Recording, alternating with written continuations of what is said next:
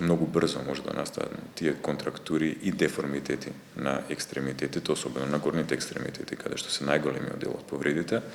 И за да не се случи тоа, мораме да имаме континуитет во рехабилитацијата. Ќе биде долготраен, некогаш може да трае и со години. И секако дека тоа е непријатно за самите пациенти, кажав со целосно разбирање, затоа што знаеме колку време поминаа во болнички установи.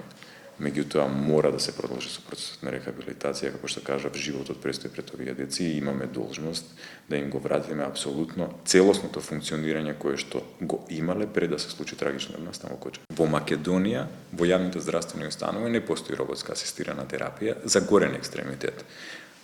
Преговорите со фондот се завршени, имаме веќе позитивни најави од таму дека истата ќе биде одобрена. Во наредните месеци очекуваме да ја имаме на клиниката за физикална медицина и рехабилитација да биде на располагање и на пациентите од Кочани и останатите пациенти кои што имаат цереброваскуларни инсулти или дегенеративни промени. Надвор од Македонија се лекуваат околу 30 пациенти, тројца во приватните болници во Скопје, а останатите доаѓаат на контрола и преврски на пластична хирургија на контролни прегледи во ГОП 8 септември и болницата Свети Наум Охридски.